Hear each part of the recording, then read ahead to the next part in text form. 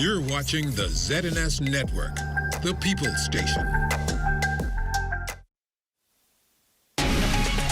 Coming up in the news, the 10-day mourning period for Her Majesty has commenced and condolences are pouring in. A symbolism of respect shown throughout the world as Anglican churches rang bells in honor of the Queen's passing. And a Bahamian senator sharing his fondest memories of the longest-serving monarch. The Bahamas Tonight, the Northern Edition, starts now. This is the Bahamas Tonight, Northern Edition.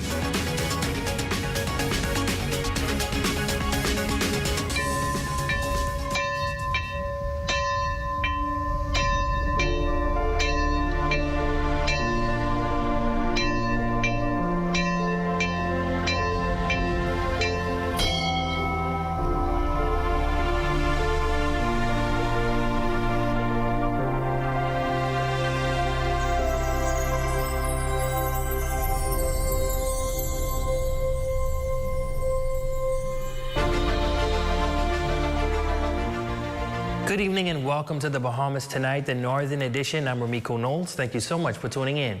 Topping the news, as the world mourns the loss of Queen Elizabeth II, today King Charles III delivered his first address as king.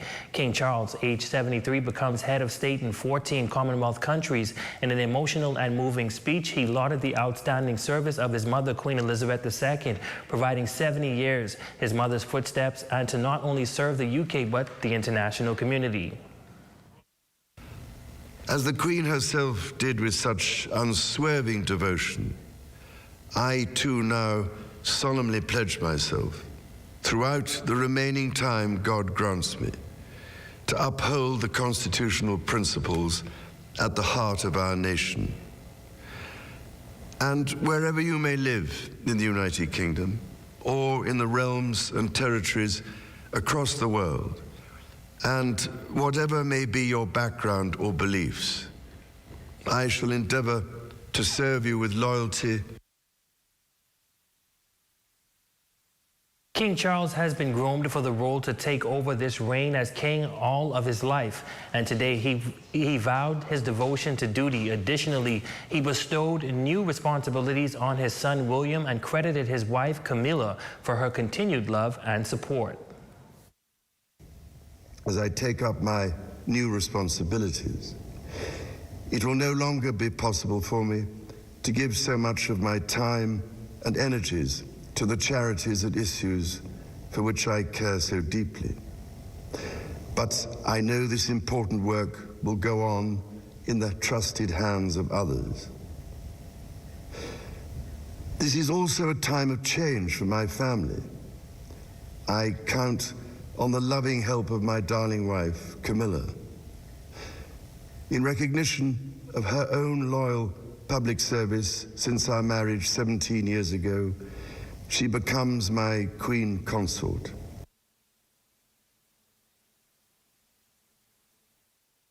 Now here at home, the head of the Commonwealth officials signing for the Book of Condolences taking place in the nation's capital in the foyer of the Senate building this morning. Among those signing the Book of Condolences was the Governor General, the Prime Minister, former Prime Ministers, the Deputy Chief Prime Minister, and members of the Cabinet, the Leader of the Opposition, among other government officials, former parliamentarians, and dignitaries. Now the Cabinet Office announces that in observance of the passing of Her Majesty II, the national flag was lowered to half-mast on Thursday, September 8, and will be flown at half-mast until the morning after the funeral of Her Majesty Queen Elizabeth II. The Cabinet also announcing that the national flag will return to full mast for a 24-hour period on Saturday, September 10th, beginning at 9 a.m. to mark the proclamation of accession of King Charles III as King of the United Kingdom and the Commonwealth realms, and thereafter return to half-mast. In other news, Anglican churches throughout the world observing the death of the Queen. The Bishop of the Anglican Diocese, the Right Leish Boyd, has issued a press release on the passing of Queen Elizabeth, who died on the feast of the Nativity of the Blessed Virgin Mary, and as initial mark of Anglican churches in the diocese tolled their church bells 96 times at noon today in respect of the passing of Queen Elizabeth II. He stated that there will be other observances held in the future. The release read in part that we thank God for her long service of 70 years rather, and her dependability, stability, longevity, grace, wisdom. He also said that they offer their condolences to the children. Rector of Christ the King, Canon Lightbourne, underscoring the Queen's contributions as titular head of the Anglican communion, Lightbourne noting that her death symbolizes the end of an era and says the Church is indebted to the Queen for her legacy and faith. God has been very gracious to her in granting her 96 years on this earth. She lived a long and faithful life, a life of service to Almighty God, to His church, and to His people. It is said that she would have met anywhere between 14 and 15 presidents of the United States. Not too many leaders of the world had that opportunity. And she would have had the opportunity of meeting all of the prime ministers of Great Britain from Winston Churchill's time. So what a legacy. Lightbourne says the monarch's death is a big loss, adding that she was an emblem of unity and a paragon of wisdom for the Anglican Church. Many archbishops would have served under her throughout the years, and many would have sought her advice. She would have gone to them too, seeking spiritual guidance, because as a devout Christian, she realized that her help come from the Lord. So there was a very good relationship between the monarch and the church throughout her reign of these 70 years. So the church has lost a great supporter in the person of Queen Elizabeth II. In other news, during her 70-year reign, Queen Elizabeth II made several visits throughout the Commonwealth and is historically regarded the most traveled head of state. Former educator Cecil Thompson recounting her visits to the Bahamas, noting that he is proud to have played a small role in her 1994 visit to Grand Bahama. The Bahamas representing one of the countries retaining the British monarch as head of state. As Queen, Her Majesty played a vital role, though she was not intricately involved in day-to-day government functions. Throughout her reign, a number of royal visits solidified the royal family's links with this country, noted educator Cecil Thompson, giving a vivid recount of the Queen and her late husband's visit to Grand Bahama in March of 1994. Students from across the archipelago traveling to the second city for a golden chance at meeting Her Majesty in person. Their last visit to Grand Bahama came as a result of renaming and officially naming Mahogany Primary School, the Hugh Campbell Primary School. And my job was to make sure we had sufficient chairs on the playing field at the Hugh Campbell Primary School to accommodate representative numbers from all the schools on Grand Bahama. Graced with her grandeur, Thompson proudly recalling his involvement in two special performances. All-Star Choir, under direction of the best music teachers on the island, performed for Her Majesty and the Duke. And of course, bringing the curtain down was Hawksville High School renowned marching band under the directorship of Mr. Ronald Robinson. Another reason for her visit, the opening of the Garnet Lavardi Justice Center. He says following that opening, a luncheon was held, but no one was aware that it would be her last official visit to the country. I was just in awe of this lady, and I could always recall the beautiful dress she was wearing, and so humble so dignified, and everybody was in awe of her. And she was enormously impressed by the students. A native of Andros, he says he had no direct contact with the Queen, but he is honored to have lived through the Elizabethan era. For the Bahamas Tonight Northern Edition, I'm Raven Davis. Well, a small delegation of government officials happened to be in the United Kingdom attending trade conferences as news began to spread of Her Majesty's unfortunate passing. We caught up with the Deputy Chairman of the Bahamas Trade Commission, Senator Barry Griffin, who gives us some insight on the mood in the United Kingdom and also shares his fondest memories of the Queen. As the Commonwealth countries and territories around the world mourn Her Majesty's death, Chairman of the Bahamas Trade Commission, Senator Barry Griffin, attending a conference in the UK, says at first, news began to trickle in of the Queen's illness, and as the day progressed, they all received information about Operation London Bridge, also known by its code phrase, London Bridge is down. A somber mood went over the entire conference, and we actually cut the conference short yesterday at the news. So that was the feeling. And then when you went onto the streets, everybody was talking about it. People sharing their fond memories of the Queen, when they'd met her or events she'd attended, or seeing her on TV, or monumental moments in their lives in relation to the monarchy. As a law student studying in the UK, Senator Griffin has had the opportunity to meet the Queen on several occasions, but he describes the year 2012 as she celebrated her Diamond Jubilee as his most memorable. I was selected to moot before the Queen. So a moot is essentially a mock trial, and so they had set it up where I would be in the middle of my moot, and she would walk in the room and be able to hear me and watch me moot.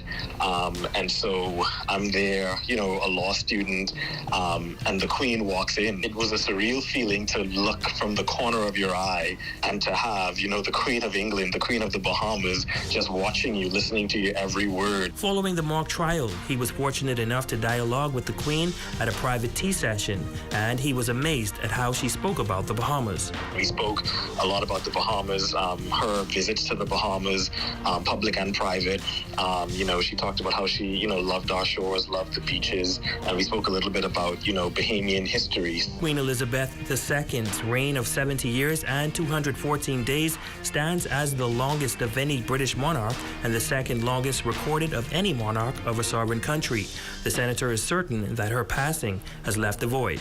Not only did the people of the United Kingdom lose their queen, but the Bahamas did as well. And so I know many Bahamians, especially those older than us, who would have lived in pre-independence Bahamas times, they especially would have fond memories and stories of the Queen. And so condolences to people, not just in the United Kingdom, but across the Commonwealth, who would have felt an attachment to the Queen.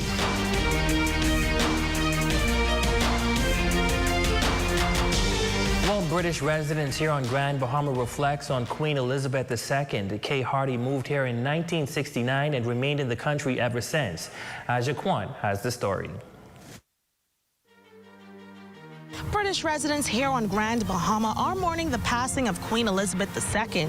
Kay Hardy was just 13 years old when the Queen took the throne, and now 70 years later, she is reflecting on the Queen's legacy following her death. She was fabulous.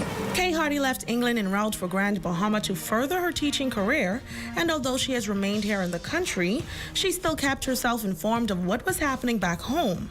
And on the morning of Queen Elizabeth II's death, we were devastated. I mean, she's the only queen that we ever knew, We thought she would get to 100. Her mother was she lived over 100, yeah. But the Queen's just always been there, Such a good person. Hardy is also a recipient of the Queen's Medal of Honor, receiving the award for her outstanding contributions in the field of education and performing arts. I got this letter, a private letter, saying that I had been selected to receive a Medal of Honor. Now, I had never, ever heard of a Medal of Honor. I didn't know. So I talked to Sir Jack, because from the theatre he said, "Okay, when you when you get this letter, that means you are getting this medal. I couldn't believe it. I talked to everybody. Do you know anybody who's got this, certificate of honour? Does it mean I can go to Buckingham Palace? Can I go see the Queen? Once the Queen passed, her eldest son, King Charles III, immediately took the throne without ceremony to heir. Hardy says she's interested to find out what will happen to the countries under the British as... He's got different ideas from his mother, He's into climate change, Charles. I think he will channel a lot of energy into that as well. It's going to be a time when people are changing. The whole world is changing. Come on, let's face it. The whole world is changing. Meanwhile, Hardy says they will continue with the British traditions in honor of the Queen while they wait and see what King Charles will bring in his new role. For the Bahamas Tonight, the Northern Edition, I'm Aja Quant.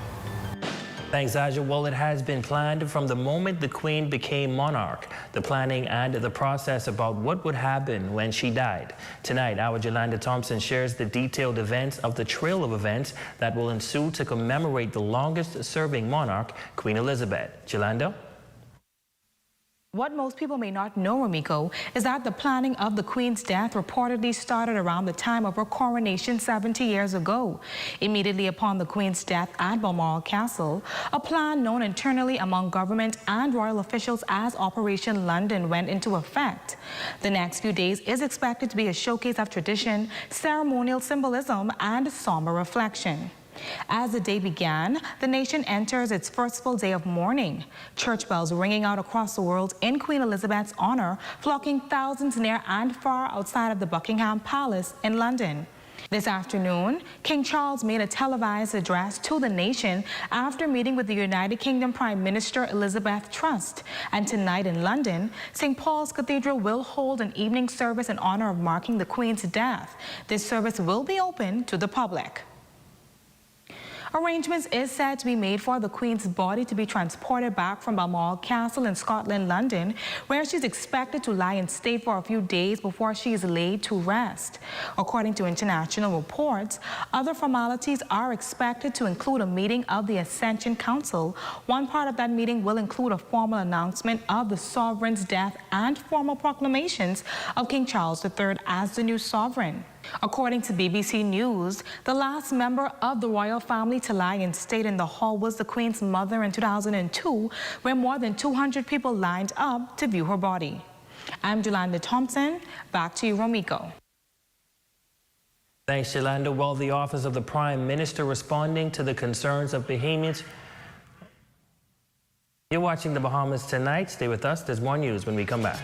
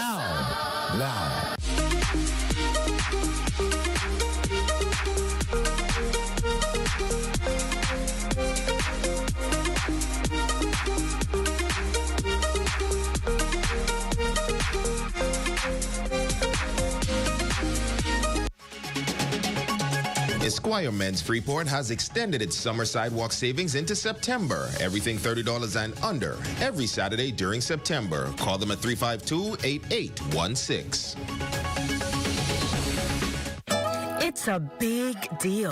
Saturday, September 10th, 30% off store-wide. housewares, lawn and garden, tools, and more. Everything except building materials. We're also giving you 40% off 5-gallon Valspar paint. Follow us on Facebook and social media for everyday deals and clearance items.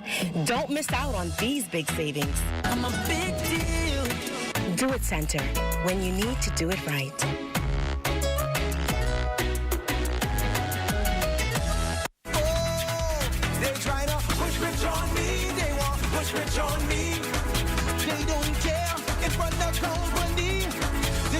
The King of the North is back. Cowboys 104.5 FM. Your #1 news team covering the North.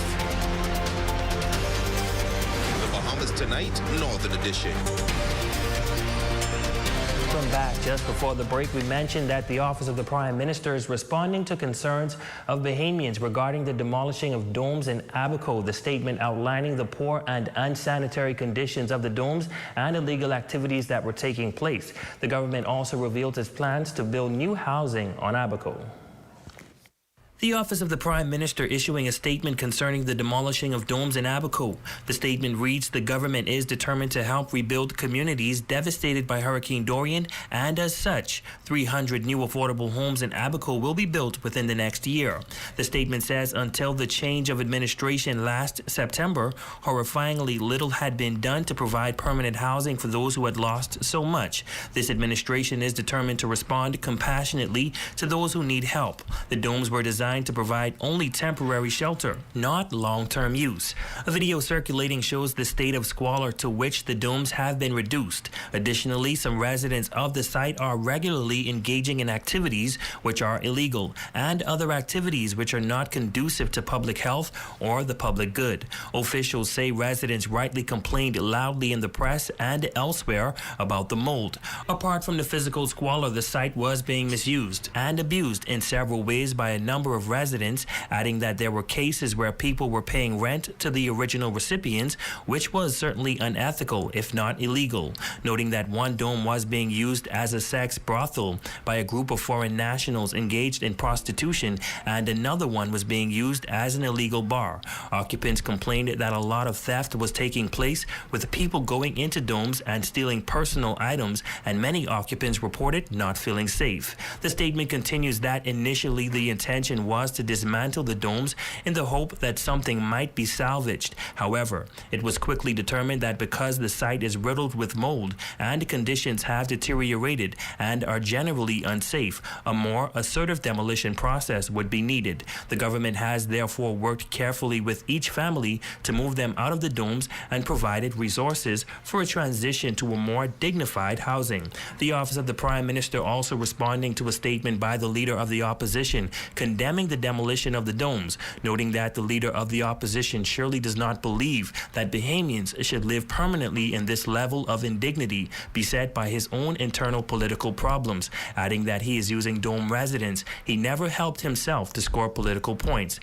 In conclusion, the statement says we understand and share in the concerns from the public about the fact that the domes had to be demolished instead of disassembled individually and stored for future use. Unfortunately, the joint assessments conducted concluded that the domes the previous administration erected in Spring City were not apt for relocation or future use due to their appalling state and deterioration. However, the Davis-Cooper administration stands firm in our commitment to rebuilding Abaco and Grand Bahama. Your Friday evening sports check is up next with Jay Philippe.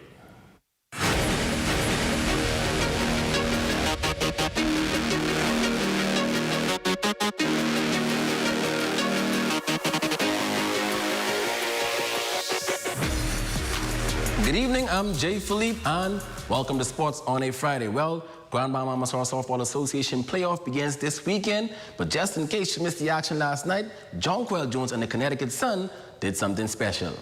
Jonquil Jones and the Connecticut Sun defeated the defending champion Chicago Sky 72-63 to advance to the WNBA Finals. Connecticut Sun made no secret about wanting revenge against Chicago in the team's WNBA semifinal playoff series, especially after the Sky sent them packing from the semifinals in 2021 while on their way to the title. The Sun scored the final 18 points of the game to overcome a 63-54 deficit with 4 minutes and 46 seconds seconds remaining.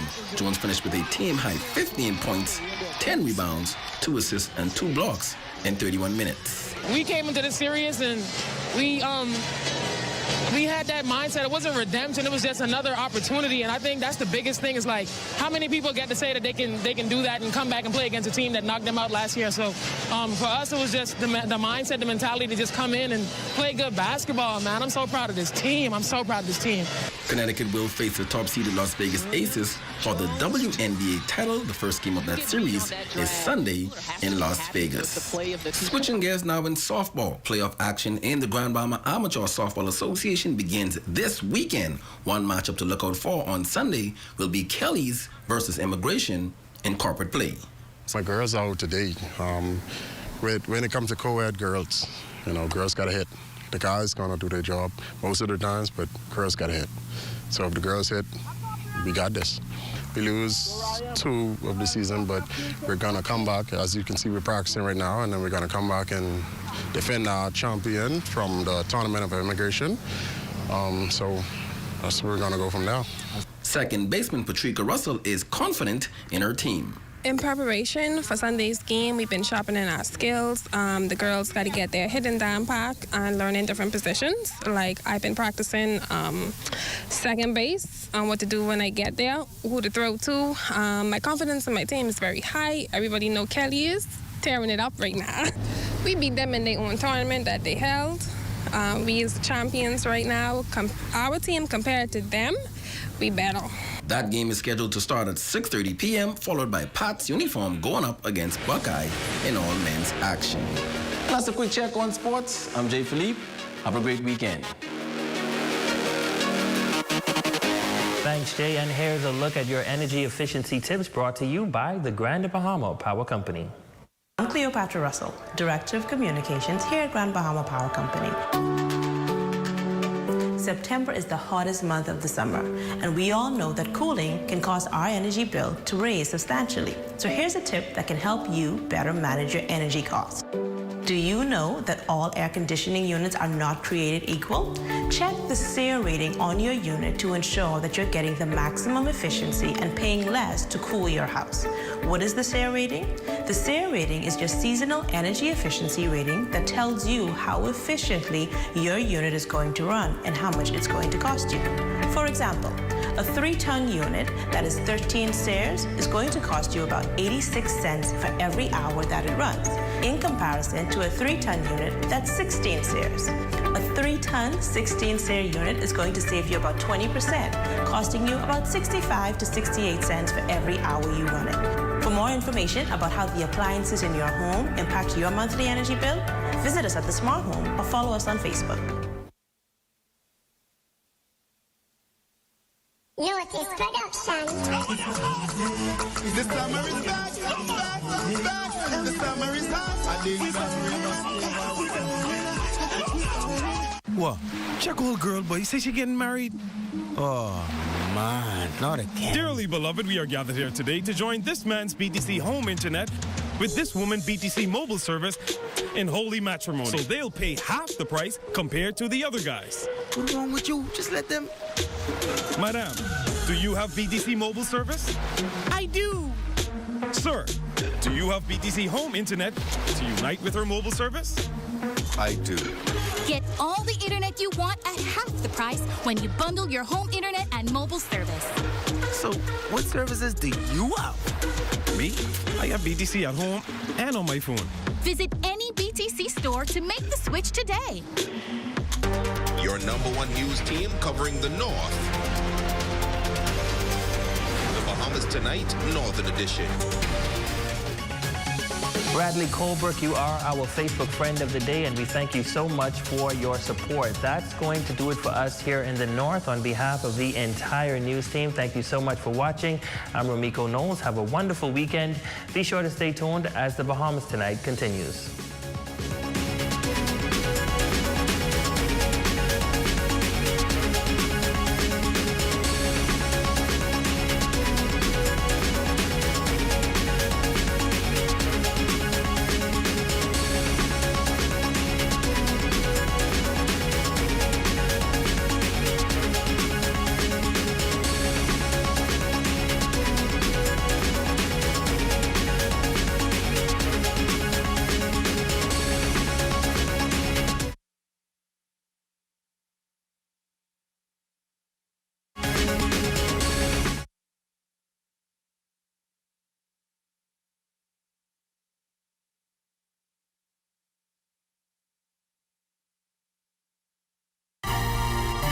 Coming up in the Bahamas tonight, the National Report. The new king honors late queen's memory and life of service. Dignitary signed the book of condolences. Tragedy at a makeshift park. And John Quillen's son advanced to WNBA finals. The Bahamas tonight, the National Report starts now. This portion of the news is brought to you by BTC Super Fast Internet for Less. Best rate, no debate. Sign up today. Good evening, everyone. I'm Makush Lopinder, and welcome to the Bahamas Tonight, the National Report. Thanks for joining us. The world, for the first time, hearing from now King Charles, who made his first national address following the passing of his mother, Queen Elizabeth, Thursday evening. In a brief but full-hearted address, King Charles III paid tribute to his mother for a life of service to the monarch. Footsteps of huge shoes he's determined to fill. Jimmy Swain reports. Queen Elizabeth was a life well lived, a promise with destiny kept, and she is mourned most deeply in her passing. That promise of lifelong service I renew to you all today. King Charles III, in his first national address as head of the British monarch, acknowledging the grief of the royal family, the nation and the Commonwealth on the passing of his mother, Queen Elizabeth II. The new king returned to London early Friday morning after spending the night at Balmoral Castle in Scotland, where the Queen died peacefully in her sleep on Thursday. Her dedication and devotion as sovereign never wavered through times of change and progress, through times of joy and celebration, and through times of sadness and loss. In her life of service, we saw that abiding love of tradition, together with that fearless embrace of progress, which makes us great as nations. The affection, admiration, and respect she inspired became the hallmark of her reign. The king says the Queen combined those qualities with warmth, humor, and an unerring ability to see the best in people. He paid tribute to her memory and honored her for her 70-year life of service. I, too, now solemnly pledge myself, throughout the remaining time God grants me, to uphold the constitutional principles at the heart of our nation. And wherever you may live in the United Kingdom, or in the realms and territories across the world, and whatever may be your background or beliefs, I shall endeavor to serve you with loyalty, respect, and love. During his address came the announcement that Prince William and Catherine will become the Prince and Princess of Wales. King Charles went on to express his love and support for younger son Harry and his wife Meghan, who continue to build their lives overseas. The king's wife Camilla, now Queen Consort. In a little over a week, the king says the nation as well as the Commonwealth community will come together to lay the Queen to rest. To my darling Mama, as you begin your last great journey to join my dear late Papa, I want simply to say this: thank you. Thank you for your love and devotion to our family and to the family of nations you have served so diligently all these years. May flights of angels sing thee to thy rest. King Charles is expected to meet with the Accession Council on Saturday as the nation continues its period of mourning for its now departed Queen. Jiminita Swain for the Bahamas Tonight. Well, the reign of a new king. For many years, we've all had a taste of Prince Charles's public service. But who exactly is the man now charged with stabilizing the United Kingdom, having lost its longest-serving monarch? In this report, we hear from one of those who know him best. From the day of his birth, Charles Philip Arthur George has been groomed to one day become king. 73 years later, he did. But how does he see life? India Hicks says the new king is an extreme forward thinker, setting in place strong foundations many years ago. We're in the hands of somebody who really understands how vulnerable the world is right now. He's a very gentle soul. He's a great deep thinker. He's very widely read. He's hugely respected in England. And I think as we've just heard him speak, he will take great strength by having his queen beside him and having Prince William and Catherine take on the roles of Prince and Princess of Wales. Hicks speaks from personal experience. After all, she's the second cousin and goddaughter of the new king. Her mother serving as a bridesmaid in the late Queen's wedding, and her lady-in-waiting for 2 Commonwealth tours. One thing that was fascinating was the moment the Queen actually became Queen, my mother was with her.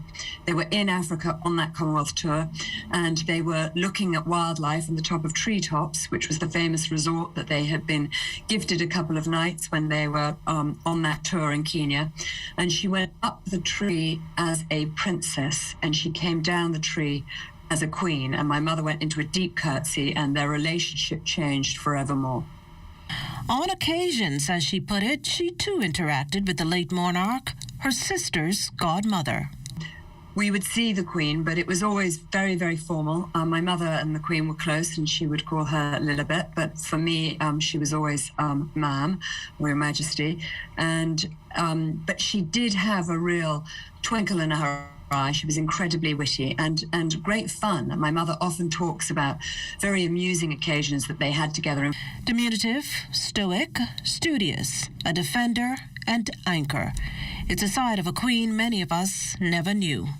But as Hicks tells it, age aside, Her Majesty's death came as a shock. And I think that we all began to feel that she was invincible. And so that there's a feeling of complete incomprehension that actually she has died. And also the shock of it, because as we all know, 3 days ago, she was there in Balmoral receiving Liz Truss, our new Prime Minister, and she was asking and inviting Liz Truss to form a new government. She was working up until 3 days before her death, and I think that's what's caused such utter shock. So it's really bewilderment and incomprehensibility that the nation is feeling at the moment. Her fondest memory came at a grand wedding in the English countryside 25 years ago. And I was breastfeeding my son at the time, so I didn't want to not take him with me. And so he was with me in the cathedral, and he began to scream and get upset. So I thought I couldn't possibly stay in because I was going to ruin the service. So I went outside the cathedral with him, and then just towards the end of the service, my son had calmed down as a baby, and we went back in, and I stood back on the aisle with him in my arms. And as the Queen came down, she gently tapped me on the shoulder and she said, "My goodness, he has been most frightfully good, hasn't he?" Of course, she had no idea that we'd had to spend the entire service outside while he was screaming. Now, Her Majesty's passing prompting a number of changes, one of them to the title Queen's Counsel, an honor conferred on leading barristers. With immediate effect, this changes to King's Counsel, reflecting the change in the monarch. As such, the Prime Minister will now be referred to as the Honourable Philip Edward Davis, KC, MP. Well, Cabinet Office also announcing this afternoon that the national flag will be lowered to half-mast until the morning after Her Majesty Queen Elizabeth II's funeral. However, it will return to full mast for a 24-hour period on Saturday, September 10th, beginning at 9 a.m. to mark the accession of King Charles III. Thereafter, it will return to half-mast. One full day following the Queen's passing, meantime, and condolences continue to pour in from across the globe. Here at home, dignitaries today fielded into the halls of the Upper Chamber building in Parliament Square to sign the Book of Condolences as the official 10 days of mourning takes effect. Carla Palmer reports. The signing of the Book of Condolences for Her Excellency, the late Queen Elizabeth II, is in keeping with the historic tradition. And so, led by the Queen's representative here in the Bahamas, Governor General His Excellency Sir Cornelius Smith was the first to pen words of sympathy upon her death and to express gratitude for a 70-year reign. The nation's leader, Prime Minister, the Honorable Philip Davis, was next, showing his respects. From her many visits to the Bahamas over time, Prime Minister Davis concludes she was fond of this country. She was always gracious to the Bahamas, and her family and siblings spent their quiet vacations at Windermere. We had fond memories of the Bahamas. I think they're all recognizing that 7 days after the funeral, there should be that mourning. And what's next is to welcome the new king. While he may not have met the late Queen Elizabeth personally, Her Majesty's official opposition leader, the Honorable Michael Pintard, is well read of her accomplishments. And was also a fierce defender of the environment. She spent a great deal of time talking about the importance of us deepening our democracy and also focusing in on our shared values. So she's going to be missed tremendously, and we send our condolences to the royal family and, of course, by extension, to the entire Commonwealth family on the passing of Her Majesty the Queen. Former Prime Minister, the Right Honourable Hubert Ingram, on the other hand, was privileged to have sat and conversed with the late British monarch. After I became Prime Minister, the Queen had a big yacht called the Royal Britannia. And at one of the Commonwealth conferences, I was invited to come and have tea with her on the ship alone for 20 minutes. We had a normal chat. She was very knowledgeable about Bahamas. So I found her to be a very warm person, a regular person, ordinary person, not what you would think the Queen would be. Easy to talk to. A leader par excellence is how former Prime Minister, the Right Honourable Perry Christie, described the late British Queen. I happen to have had the privilege to serve on 2 non-consecutive terms as a First Minister, and most certainly to observe her in the years that I was in government as a student in the United Kingdom, really to see a time of magnificence and leadership, because her grace, her dignity, her charm, her courage, her ability to mix and meet with people and lift herself above the fray is legendary. As a further sign of respect, flags here in the country are being flown at half-mast. For the Bahamas Tonight, I'm Carla Palmer. Now, the signing of the Book of Condolences is expected to continue on Monday, September 12th, again in the foyer of the Senate between the hours of 10 a.m. and 5 p.m.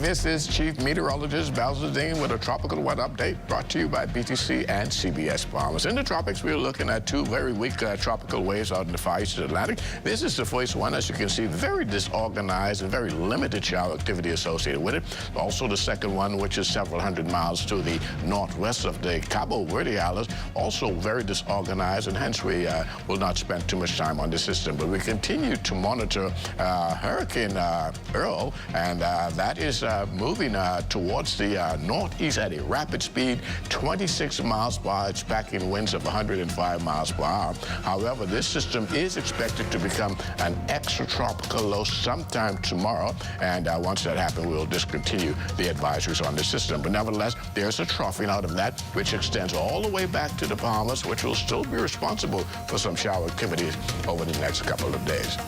This has been a tropical weather update brought to you by BTC and CBS Bahamas.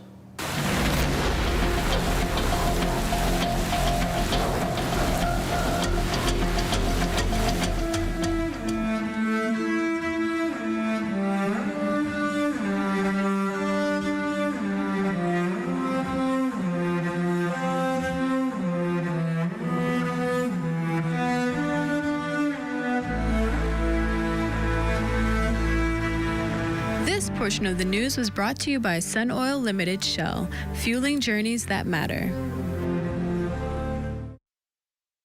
We are a leading Bahamian bank, one of the largest publicly traded companies on BISX. Our measure of strength is our growth and performance, with over $1.7 billion in assets. We remain committed to serving the interests of our shareholders, staff, clients, and communities. The confidence to lead, the performance to remain. We are Commonwealth Bank, leader in personal banking services. Mealtime rules. Don't serve yourself first. Do not eat with your mouth open. Don't rest your elbows on the table. Don't make noise when eating. Does not apply when enjoying KFC buckets. When we bucket together, we are as we really are. Hey, it's your honorary pump attendant here to educate you on the do's and don'ts at the service station. Here's what you don't do. Do not pull up from the pump without first checking that the nozzle has been removed from your car. Because if you pop this, that's about $600,000 to $30,000 to replace. These things ain't cheap. What you want to do is make sure that the nozzle has been removed, or just wait for the universal sign, which is the double tap.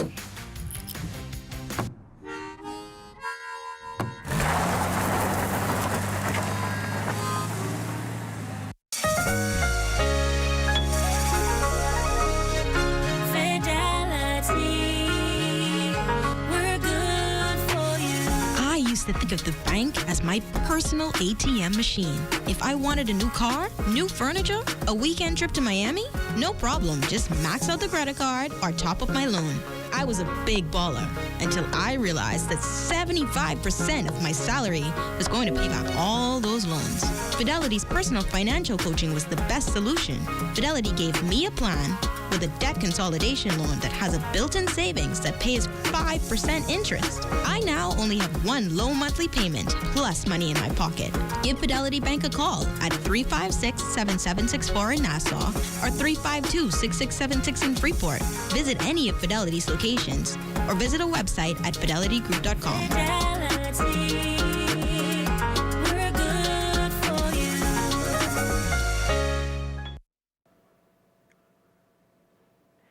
Investigations launched into the death of a 7-year-old girl last evening. Reports are that the child was on a swing set on Sutton Street off Camp Road when the swing collapsed. The child was taken to hospital where she died.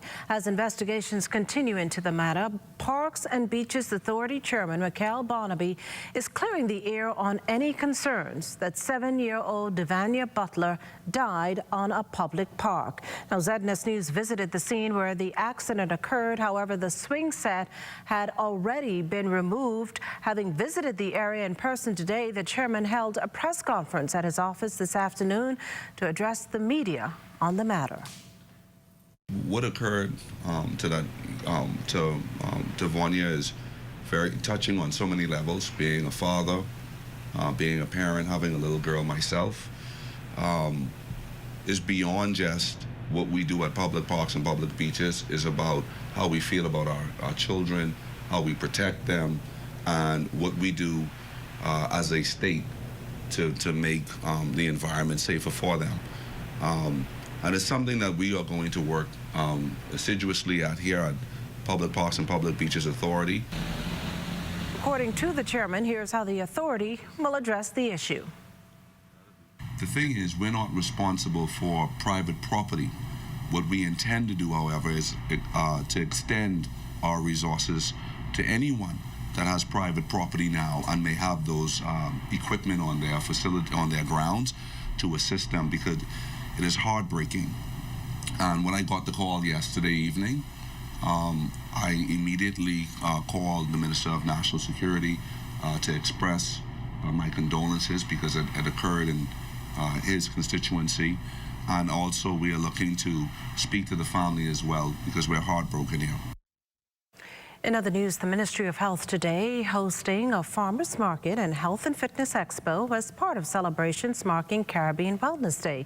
The initiative celebrated across the region on the second Saturday in September to promote healthy living and to prevent and control the epidemic of non-communicable diseases, or NCDs.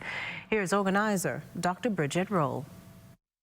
It is used to power the collective movement and action of persons around the Caribbean. What we thought we would do is to have a farmers market and exercise fitness challenge, if you will, this morning to sort of mark the occasion, to sort of culminate both healthy eating and healthy activities. Now, participants are hoping the health fair becomes an annual event. What I promote for the most part is simple exercises, and we do them in 4-minute increments, and you get a full body workout, right? And people are amazed when we do it, but it's so easy to do. And so I use that as a means to get people acclimated to exercising, making it a part of their lifestyle. We want to encourage the entire Bahamas. You know, we're here in historic Grantstown, and so we invited the neighborhood because the theme actually is our neighbors, our health. And so we wanted persons from the community to come out and join us here at the farmers market, get in some exercise, and just take a moment to think about your health. Climate change has a significant connection with health, and the Ministry of Health and Wellness is going to be working on looking at that connection and determining what we need to do. Well, the results of this week's poll are in. The question this time around: do you think good mental health is as important as maintaining good physical health? And 92.11% of you voted yes on the ZNES website. 7.89% of you, no. No dispute on Facebook. Yes pulled in all the votes. So thanks so much for participating. And remember, participation is easy. Just listen in for the question and then log on to our website, www.znesbahamas.com, as well as any of our social media platforms to answer. That's all it takes. The results are aired on Friday.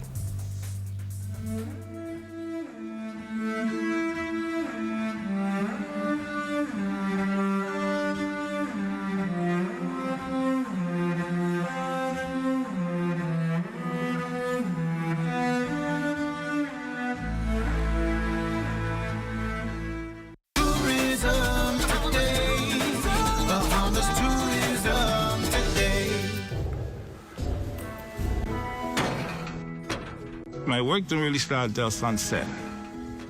Every evening you gotta go up. It's 101 steps every time.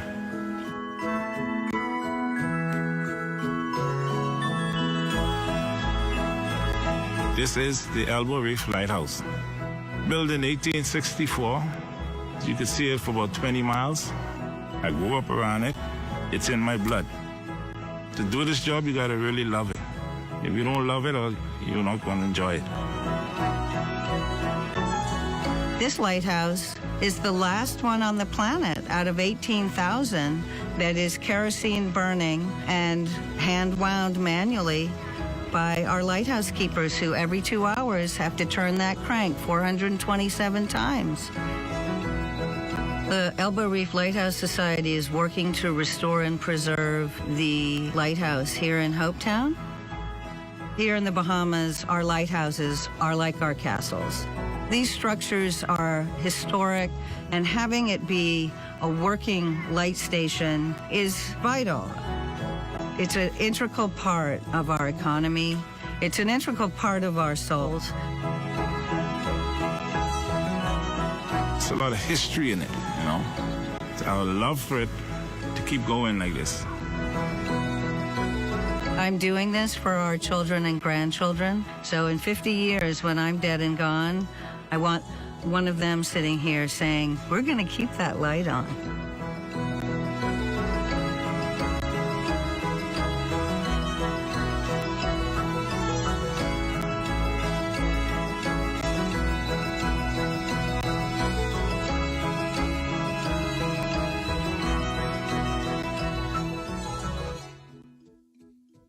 Unlock the opportunities you never dreamed of. Discover the Global Learning Exchange.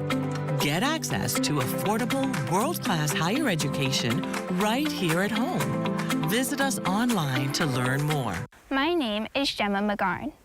Being a ranger guide is about being a positive change. We do this by campaigning for changes and by raising awareness. For example, in November and December of 2021, we helped raise awareness for women and children who were being abused. We made donations of food to the women's shelter, and we wore orange ribbons to show our support. Then, during Guide Week of 2022, we helped raise awareness about climate change and gender equality through the uses of social media platforms such as TikTok and Facebook. But being a ranger guide is also a good way to learn about other people from other places. There have been many mixed unit campsite trips to our campsite Camp Discovery. Here, we get to sleep in tents, cook our food over fire, and play many games. Many units also do field trips to historical sites, museums, art galleries, and the National Trust, so that we can learn about our environment and culture. In fact, it was just the other week that my unit went to Dungalik Studios and learned about Bahamian artist Jackson Burnside.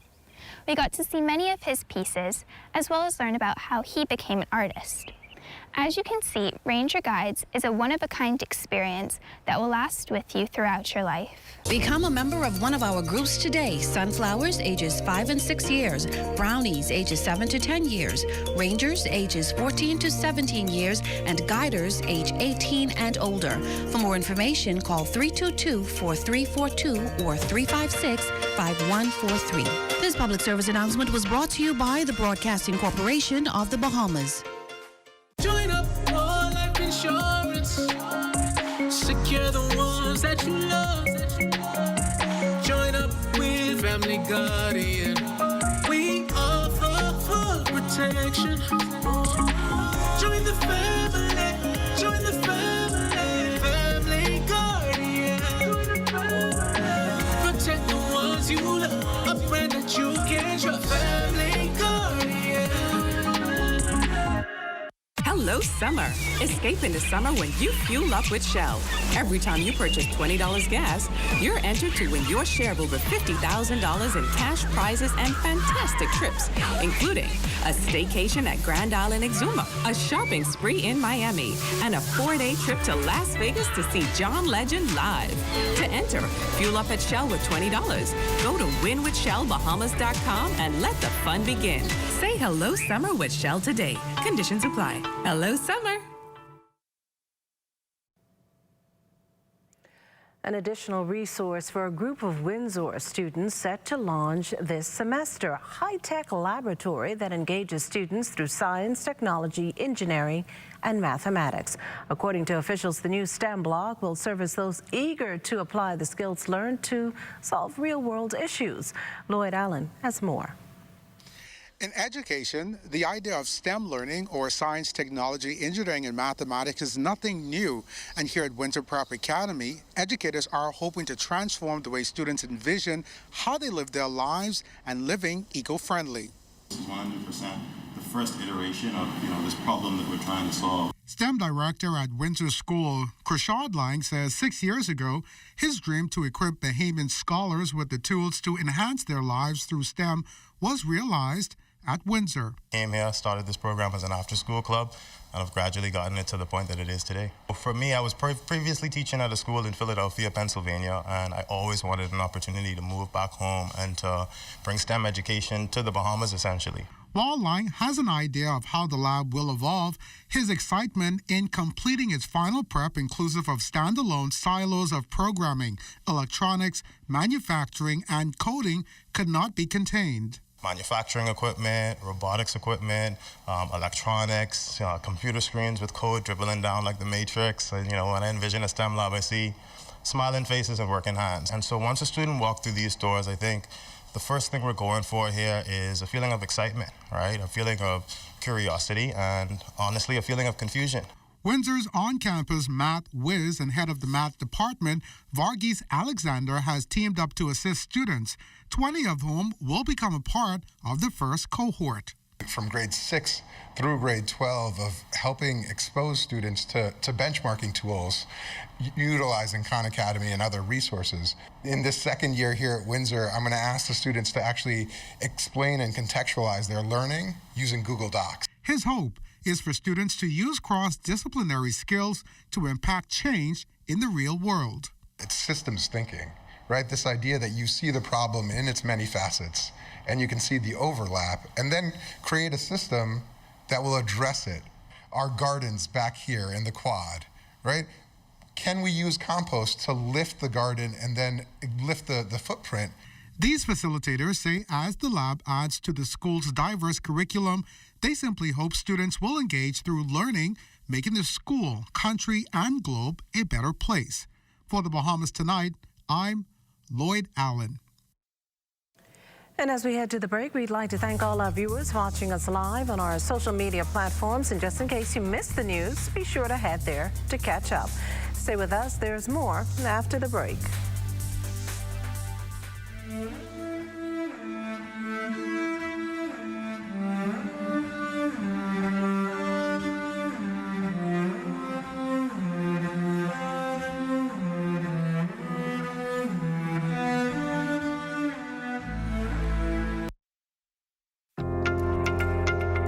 Watch them grow and make plans for them even before they're old enough to talk. You spend a lifetime of sacrifice to pave the way for their success and create a tomorrow you too can be proud of. Can you tell who is the investor? At Leno, we believe everyone who has ever put a penny aside for a future dream is an investor. If you're new to investing, Leno's financial experts stand ready to design plans based on your goals. Let's sit down and explore the options one-on-one and see how, together, we can make your dreams come true. Whether considering traditional investments like a new home, car, your own business, security in retirement, or your child's college fund, we take the confusion out of the process and make an investor out of you. Call 396-3225 for an appointment. Leno, your bridge to the future. Our future is here. And no matter the result, we must come together. Together, we will innovate. Together, we will lead the way. Our future belongs to us. Happy Election Day, my fellow Bahamians. Leading the Bahamas in home improvement since 1973. It is never easy to witness nature's wrath. One single named path of destruction over the course of a few hours, sometimes minutes, sometimes seconds, can change your life forever. There's nothing you can do to prevent a hurricane from being destructive by nature. But there is something you can do to protect your assets and ensure safety for not only yourself, but also the ones you love. When disaster strikes, be prepared. J.S. Johnson Insurance Agents and Brokers, giving you peace of mind.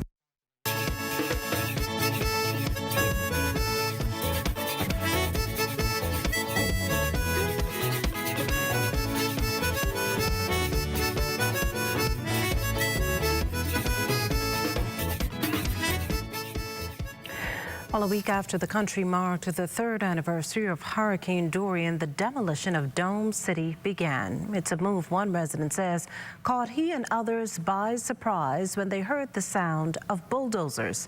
Desperate, he's hoping his cries won't fall on deaf ears, as we hear in this report from our Cleopatra Murphy. To have me in this position where I feel defenseless and I can't provide for my family is very discouraging as a Bahamian citizen. 3 years after Hurricane Dorian decimated Abaco, Dome City resident Denrado Roker is facing the reality that he and his family could soon be homeless after bulldozers moved in Thursday morning, tearing down several of what were supposed to be temporary housing. One incident, you had someone did not want to come out of their dorms. The police forced them out of the dorm for the bulldozer to bulldoze down their dorms. You had people had their personal belongings and passports and different things inside these dorms. And The people didn't care. They just went and demolished everything. The Roker is just one of several families still occupying domes that officials said were to be vacated at the end of last month, with several families being given extensions as they sought to secure housing with a $4,000 help from government. Roker, however, says that is easier said than done. The resident says he and his 11 family members moved to Eleuthera after Dorian wiped away everything. When I was in Eleuthera working, I was saving my money, so when I come back home, I could go straight into building without even getting any help from the government. I wasn't even looking for no help from the government, you know? But when the pandemic came on, I was paying rent in Eleuthera, and I couldn't afford to pay rent and I needed to be building in Abaco, so I decided to move back home and start to pick up the pieces. Roker says he was given permission to move into an incomplete dome once he put in the infrastructure, which he did, and that's where he and his family continue to lay their head. While his preference would be to move, his home is still under construction. The Abaco resident was able to secure somewhere to live, but it won't be ready for another few weeks. The father, with a baby on the way, says the destruction of what he and others have called home for months was devastating, particularly because they have nowhere to go. We know in Dome City, everyone's situation is not the same. Everyone's situation is totally different. Some people, the $4,000 would have surely benefit, and I would agree with them to take the money and go and be successful, because the dorms is not where we really want it to be. So to the authorities, I'm asking you to please just hear us out, come see what's going on in our situation, and render the assistance that is due to us. For now, Roker's dome, marked with an O, is one of several that's still standing, but for how long remains to be seen. For the Bahamas Tonight, I'm Cleopatra Murphy. Well, Minister of State in the Office of the Prime Minister, the Honourable Miles LaRota, is defending the demolition of the Dome City, adding that he and Prime Minister, the Honourable Philip Davis, were advised by officials on the ground in Abaco that under 5 people remained and that they had secured housing. He says 1/3 of the domes had been removed, and the nation's leader had advised contractors not to demolish the dwellings. The instruction from the Prime Minister was for those domes not to be demolished, but to be disassembled. Now, I saw the image of the bulldozer there, so this would have been after that process has started. The Prime Minister was quite clear that he would prefer for those domes to be disassembled, and a time frame was given for that to be done, but for not to be demolished with bulldozers. Well, the Davis administration is determined to respond compassionately to those who were impacted by the storm. That based on a statement issued by the Office of the Prime Minister, which further notes that until the change of administration last September, horrifyingly little had been done to provide permanent housing for those storm victims.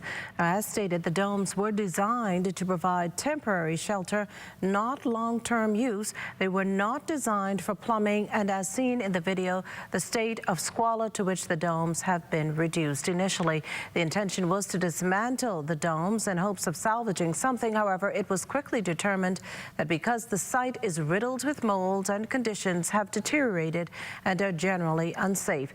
We also understand that some residents of the site are regularly engaged in illegal activities.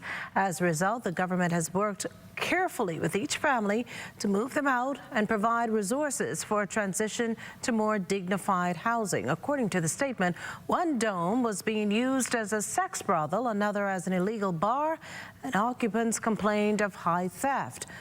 The statement adding that those who criticize the efforts must lack knowledge of the state of this dome site and the process that led to the beginning of the dismantling process.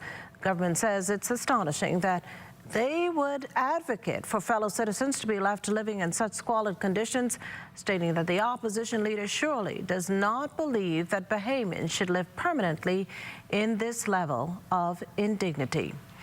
Well, it's time now for a check on Family Island weather with Chief Meteorologist Basil Dean. Good evening, Basil. Good evening, Makisha. Just a few clouds floating around this evening. Temperature at 86 degrees. Relative humidity 63%. We have southeast winds at 13 miles per hour. The barometric pressure 1,011.6 millibars. That's 29.88 inches. And the pressure is steady. Temperatures around the Family Violence this evening, they are brought to you by Family Guardian Insurance Company. We're protecting you. 86 degrees in Freeport, Grand Bahama, Greenville, Key, and Marshall, Abaco.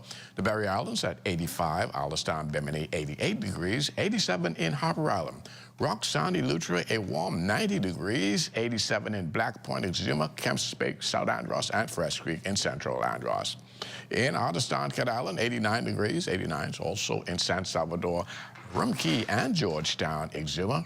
In further south, as we take you there, we have a little hang up here, 88 degrees in Ragged Island, Clownstown, Long Island, and Crooked Island. Betsy Bay, Maguana, 87, Acklands, 87, 88 degrees in Matthew-Town, Inagua, and the Turks and Caicos Islands at 86 degrees. And your boating forecast tonight is brought to you by Builders Mall, home of FYP, the Tile King, and the Paint Setter.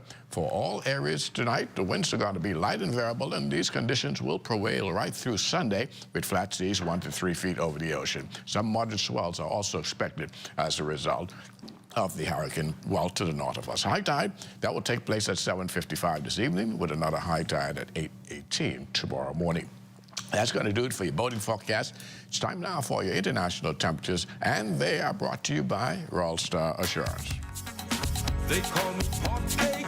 I'm in a poor state, yet I stay on guard. I protect their yard, they hardly feed me. Sometimes I'm so thirsty. They say I ain't got no pedigree. They don't love me, they only know me when they need me.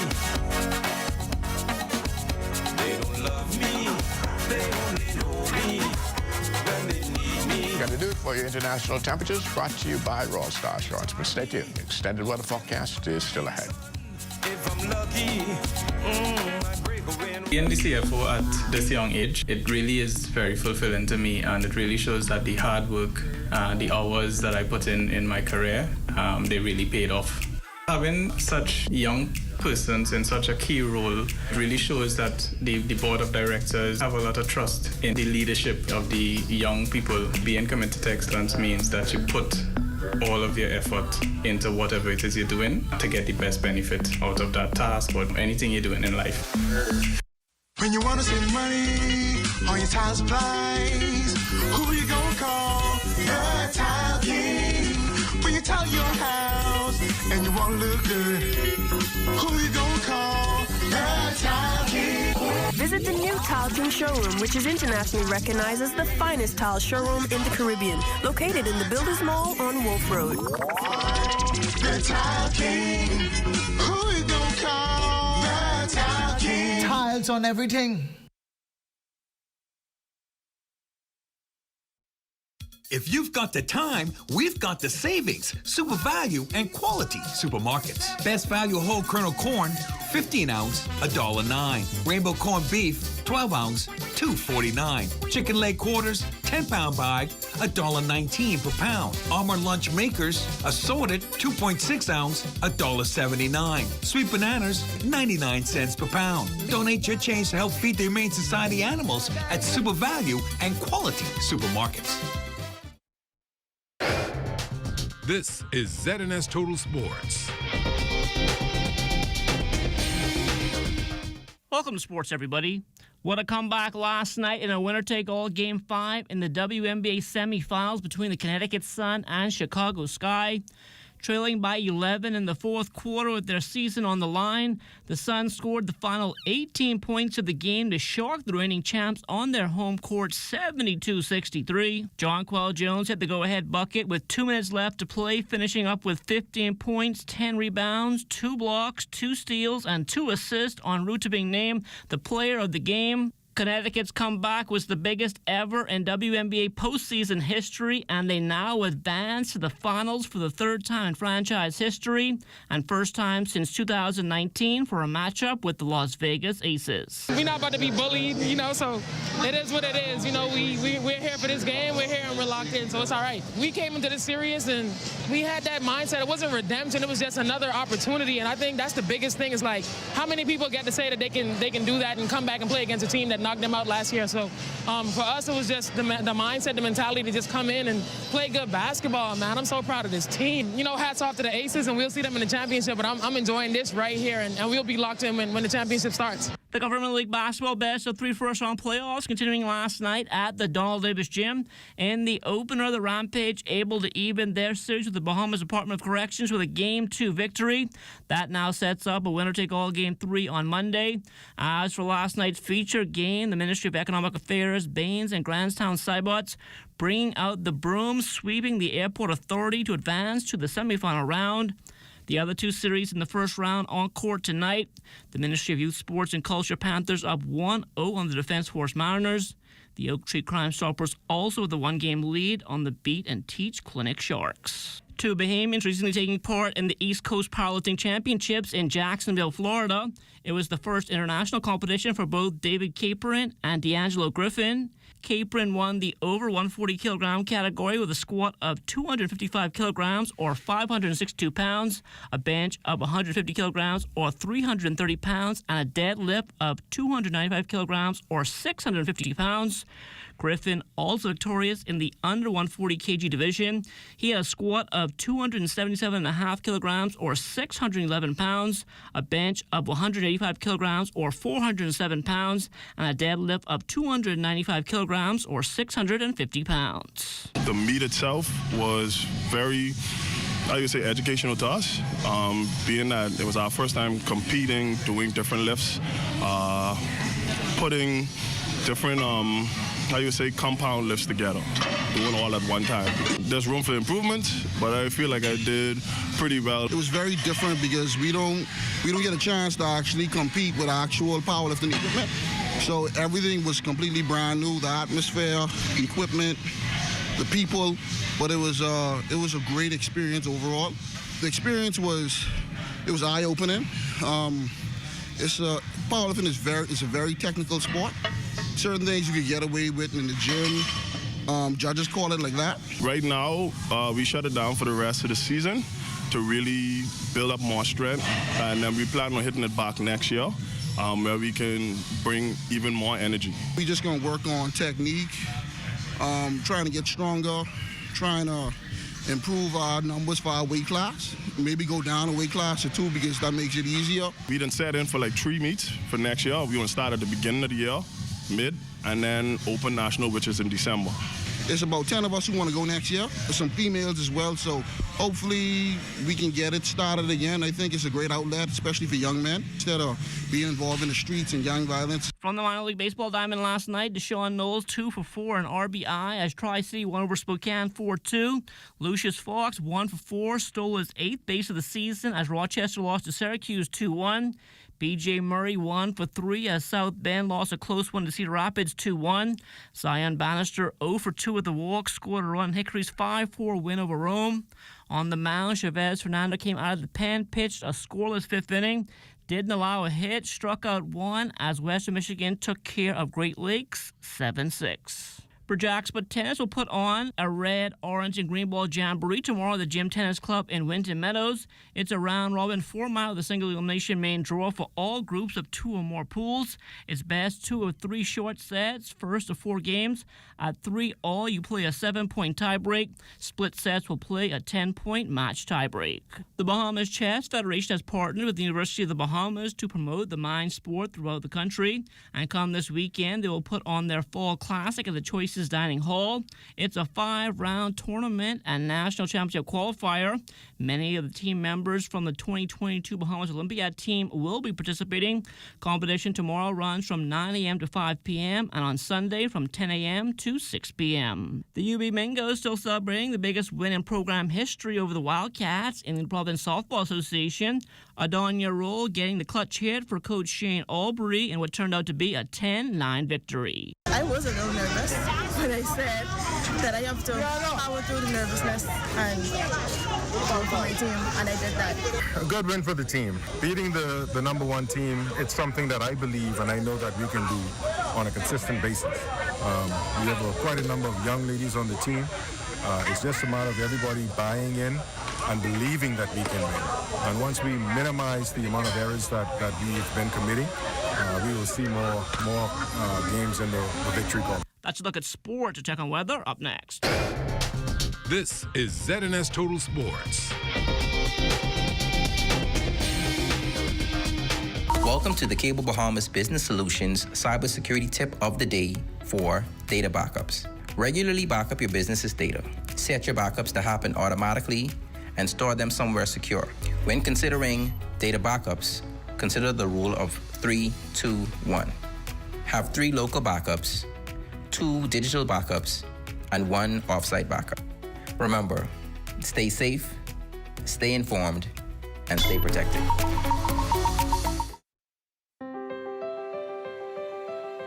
Mario thought he could have his cake and eat it too. He almost found out the hard way that if you don't insure your home for the full replacement value, when it comes time to make a claim, you won't get the full payout. It's called the condition of average. If your $200,000 home is destroyed by a hurricane, but you only insured it for $100,000, half the value, you'll only get half of that $100,000 payout. Actually, less than that, because there's also a deductible which will be deducted from your payout. Check your home insurance policy for the condition of average clause and ask your insurance agent or broker how condition of average would affect you. This message was brought to you by the Insurance Commission of the Bahamas, protecting the interests of policyholders.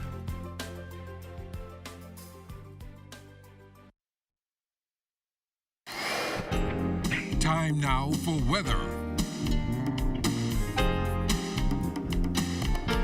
In our final look at weather, we have this trophy near the western Bahamas, and that will continue to support pockets of showers and thunderstorms from Grand Bahama in the north all the way down to the Exuma Keys.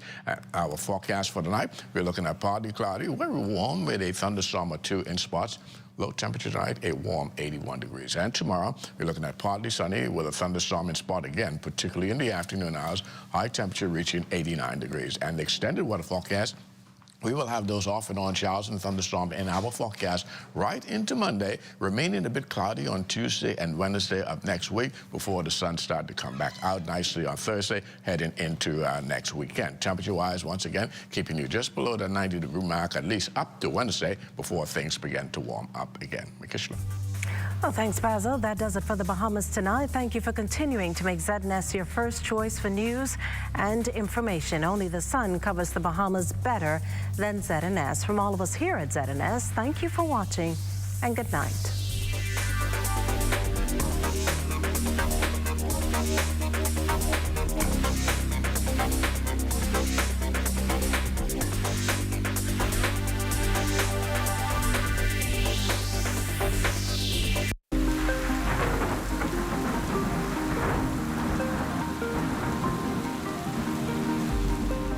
Hey guys, it's that time of year again, the Atlantic hurricane season. Are you ready? Here's another ZNS hurricane readiness tip to help you prepare. You need to look at the structure of your house as a whole when you prepare for a storm.